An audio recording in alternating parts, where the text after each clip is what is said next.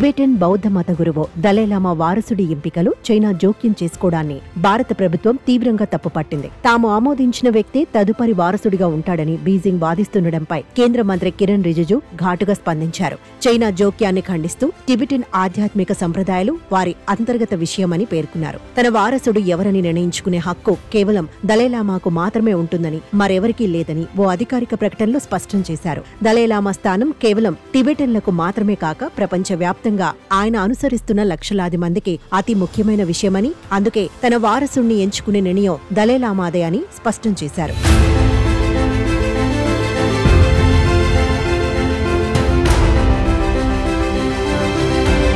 Tibetan బౌద్ధ మత అత్యున్నత గురువు దలైలామా వారసుడి ఎంపిక విషయంలో చైనా వైఖరిని దలైలామా ఇప్పటికే తిరస్కరించారు. 600 ఏళ్లుగా అనుసరిస్తున్న సంప్రదాయాల ప్రకారమే 15వ దలైలామా ఎంపిక విషయంలో గార్డెన్ ఫోర్డ్రాంగ్ ట్రస్ట్ తుది నిర్ణయం తీసుకుంటుందని తేల్చి చెప్పారు. ఇందులో ఎవరికీ జోక్యం చేసుకునే హక్కు లేదని కుండబద్దలు కొట్టారు. అలాగే ఈసారి ఖచ్చితంగా చైనా వెలుపలి ప్రపంచంలోనే తన వారసుడు జన్మిస్తారని అన్నారు. బీజింగ్ ఎన్నుకున్న వ్యక్తి ఎట్టి పరిస్థితుల్లో దలైలామా కాబోడని, వారిని ప్రపంచం తిరస్కరించాలని సూచించారు. ఇదిలా ఉంటే టిబెటన్ను తమ చెప్పు చేతల్లో పెట్టుకునేందుకు తదుపరి దలైలామాను తామే ఎంపిక చేయాలని చైనా చాలా ఏళ్లుగా ప్రయత్నిస్తోంది. ప్రస్తుతం టిబెట్ తమ ఆధీనంలోనే ఉంది కాబట్టి దలైలామా, పాన్షన్ లామా వంటి ఆధ్యాత్మిక గురువుల ఎంపిక తప్పనిసరిగా చైనా ప్రభుత్వ ఆమోదంతోనే జరగాలని బీజింగ్ వాదిస్తోంది. 18వ శతాబ్దంలో చింగ్ వంశాధిపతి ప్రవేశపెట్టిన గోల్డెన్ అర్న్ పద్ధతి ప్రకారమే 15వ దలైలామా ఎంపిక జరుగుతుందని ఆ దేశ విదేశాంగ ప్రతినిధి మావో నింగ్ ప్రకటించారు. తమ దేశం మతపరమైన స్వేచ్ఛకు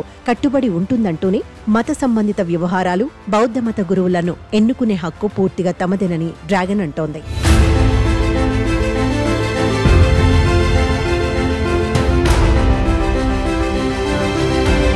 దలైలామా చైనాకి మధ్య వైరానికి చాలా పెద్ద చరిత్ర ఉంది. జూలై 6, 1935న టిబెట్ క్వింగాయ్ ప్రావిన్స్ లోని ఒక రైతు కుటుంబంలో జన్మించిన టెన్జిన్ గ్యాడ్సో 2 ఏళ్ల వయసులో ఉండగా 14వ దలైలామా తన వారసుడిగా గుర్తించారు. అయితే 1950లో కమ్యూనిస్టు పార్టీ వ్యవస్థాపకుడు మావో జెడాంగ్ సారథ్యంలోని సైనిక దళాలు టిబెట్ ను ఆక్రమించుకున్నాయి. దీంతో 1959లో చైనా పాలనకు వ్యతిరేకంగా టిబెట్ దైవభూమి లాసాలో జరిగిన తిరుగుబాటు విఫలమైంది. దీంతో 23 ఏళ్ల వయసులో దలైలామా 1000 మంది బౌద్ధ అనుచరులతో భారత్కు శరణార్థిగా తరలివచ్చారు. అప్పటి నుంచి ధర్మశాలలో ఆశ్రయం పొందుతున్నారు. ఇక దలైలామాను ప్రపంచవ్యాప్తంగా శాంతి, కరుణకు చిహ్నంగా భావిస్తారు. కానీ చైనా మాత్రం టిబెట్ ను తమ దేశం నుంచి వేరు చేయాలనుకునే వేర్పాటువాది అని దలైలామాని పిలుస్తుంది. 1950లో చైనా టిబెట్ ను ఆక్రమించిన నాటి నుంచి స్వతంత్ర టిబెట్ కోసం దలైలామా పోరాడుతుండడమే అందుకు కారణం.